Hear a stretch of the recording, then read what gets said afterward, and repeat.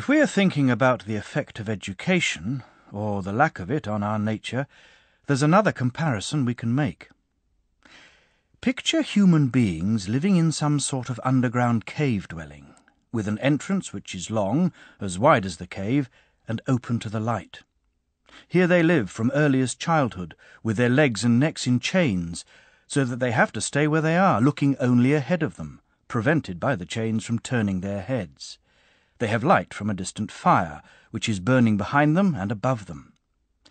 Between the fire and the prisoners, at a higher level than them, is a path, along which you must picture a low wall that has been built, like the screen which hides people when they're giving a puppet show, and above which they make the puppets appear. "Yes, I can picture all that," he said. "Picture also, along the length of the wall, people carrying all sorts of manufactured objects which project above it, statues of people, animals made of stone and wood, and all kinds of materials. As you'd expect, some of the people carrying the objects are speaking while others are silent. A strange picture, and strange prisoners. No more strange than us," I said. "Do you think, for a start, that prisoners of that sort have ever seen anything more of themselves and of one another than the shadows cast by the fire on the wall of the cave in front of them? How could they, if they'd been prevented from moving their heads all their lives? What about the objects which are being carried? Wouldn't they see only shadows of these also?" "Yes, of course. So, if they were able to talk to one another, don't you think they'd believe that the things they were giving names to were the things they could see passing?" "Yes, they'd be bound to." "What if the prison had an echo from the wall in front of them? Every time one of the people passing by spoke, do you suppose they'd believe the source of the sound to be anything other than the passing shadow?" "No, that's exactly what they would think." All in all, then, what people in this situation would take for truth would be nothing more than the shadows of the manufactured objects. Necessarily.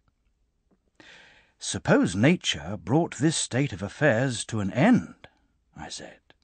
"Think what their release from their chains and the cure for their ignorance would be like.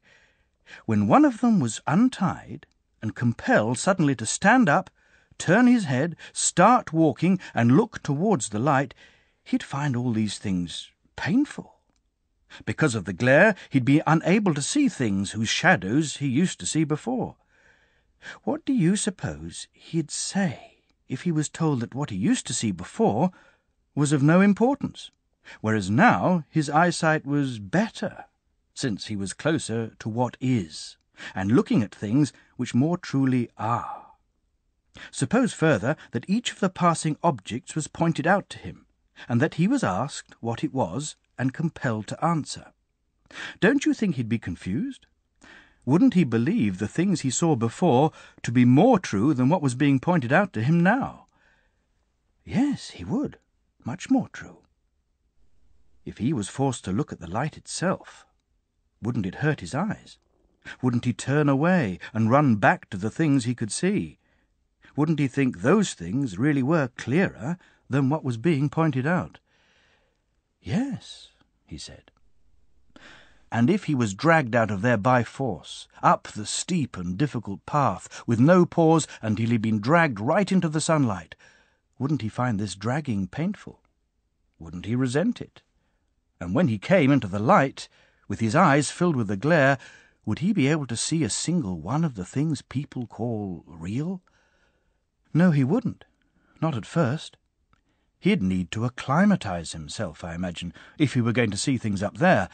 To start with, he'd find shadows the easiest things to look at. After that, reflections of people and other things in water. The things themselves would come later, and from those he would move on to the heavenly bodies and the heavens themselves.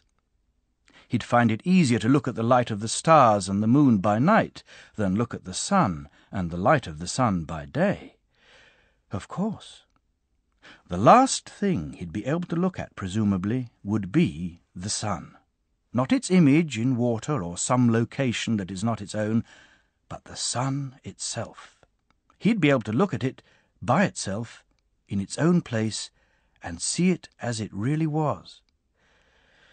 Yes, he said, that would unquestionably be the last thing he'd be able to look at. At that point he would work out that it was the sun which caused the seasons and the years, which governed everything in the visible realm, and which was, in one way or another, responsible for everything they used to see. That would obviously be the next stage. Now, suppose he were reminded of the place where he lived originally, of what passed for wisdom there, and of his former fellow prisoners. Don't you think he would congratulate himself on the change? Wouldn't he feel sorry for them? Indeed he would.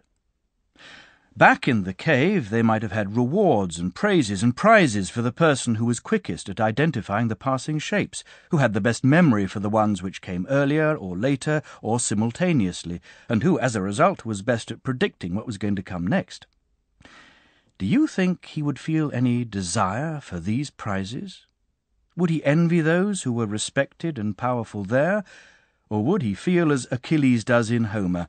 Would he much prefer to labour as a common serf, serving a man with nothing to his name, putting up with anything to avoid holding those opinions and living that life? Yes, he said, if you ask me, he'd be prepared to put up with anything to avoid that way of life. There's another question I'd like to ask you, I said. Suppose someone like that came back down into the cave and took up his old seat. Wouldn't he find, coming straight in from the sunlight, that his eyes were swamped by the darkness? I'm sure he would.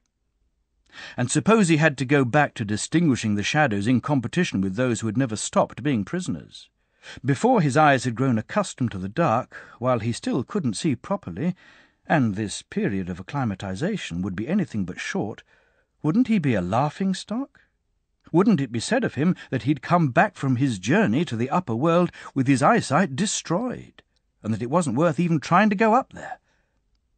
As for anyone who tried to set them free and take them up there, if they could somehow get their hands on him and kill him, wouldn't they do just that? They certainly would, he said. That is the picture then, my dear Glaucon, and it fits what we were talking about earlier in its entirety. The region revealed to us by sight is the prison dwelling, and the light of the fire inside the dwelling is the power of the sun. If you identify the upward path and the view of things above with the ascent of the soul to the realm of understanding, then you will have caught my drift, my surmise, which is what you wanted to hear. Whether it is really true, perhaps only God knows. My own view, for what it's worth, is that in the realm of what can be known, the thing seen last, and seen with great difficulty, is the form or character of the good. But when it is seen, the conclusion must be that it turns out to be the cause of all that is right and good for everything.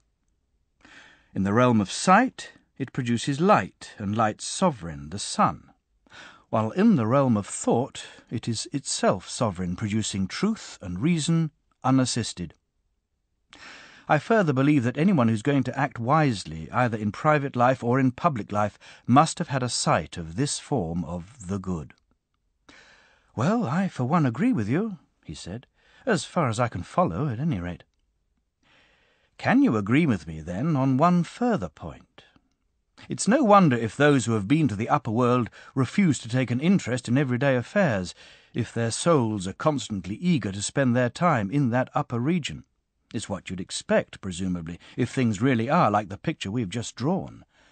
Yes, it's what you'd expect.